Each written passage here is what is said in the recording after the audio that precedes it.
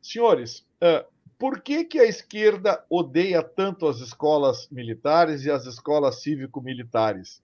Porque a frase, eu tenho a frase aqui, vou colocar para vocês. A frase é de que o Partido dos Trabalhadores vai abolir as escolas cívico-militares caso o seu candidato, Luiz Inácio Lula da Silva, seja eleito.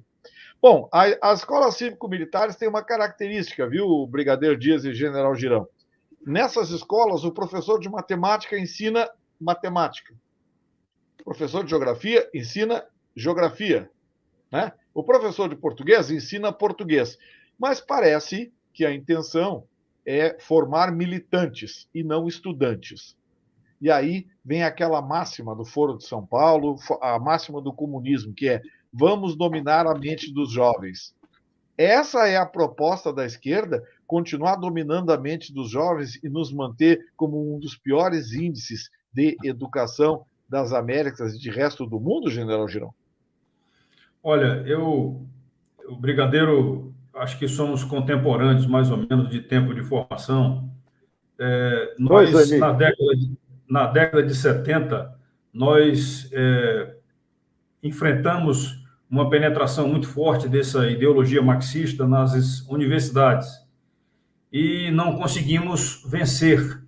As universidades formaram os futuros professores, que levaram também essa ideologia para o ensino intermediário, ensino fundamental, ensino básico, e hoje nós temos toda a rede de educação do Brasil, especialmente aquela rede pública, permeada de pessoas que insistem em ficar pregando uma ideologia que não corresponde à ideologia brasileira, não corresponde ao nosso modo brasileiro de ser. Eles não vão parar com isso daí. Nós temos que enfrentar, sim, porque a gente sabe muito bem, várias câmaras de vereadores tiveram que também enfrentar isso daí para que o ensino municipal não fosse perdido, o ensino estadual completamente perdido, os sindicatos dominam as escolas, porque tem aula, não tem aula. Agora mesmo no Rio Grande do Norte era para voltar às aulas, mas o sindicato entrou em greve. E a governadora, que é professora, não conseguiu controlar isso daí, porque as escolas não estavam prontas para ter aula. Então, é uma sequência de coisas que a gente fica com vergonha. E, enquanto isso, o nosso jovem, o aluno brasileiro, se for um aluno público, ele está, vamos dizer assim, é uma roleta russa. Ele pode ter o direito de estudar se ele tiver uns pais que sejam orientadores e que fiquem em cima. Se não, se depender só da escola pública, ele realmente vai ficar fora. A escola cívico-militar, os colégios militares que deram início, né, que estimulam a criação das escolas militares, você tem um processo de ensino-aprendizagem que visa, como você falou, que a aula seja ministrada e que o professor também seja fiscalizado, porque ninguém está acima da lei. Um professor precisa ter uma seção técnica de ensino que fiscalize o professor. As nossas escolas militares têm isso daí.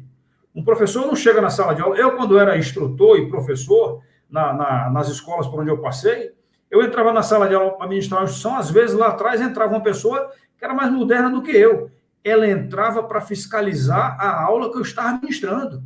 Se eu estava aplicando corretamente a didática, se a matéria que tinha que ser apresentada era a matéria que tinha que ser apresentada, se eu não estava cometendo nenhum erro didático naquele processo de ensino-aprendizagem que estava fazendo. Então, é toda uma sequência de fiscalizações que as escolas deveriam funcionar, deveriam existir. A gente lamenta que o ensino público brasileiro, não é à toa que os nossos números do IDEB estão cada vez piores por conta disso. Nós temos que mudar a sistemática.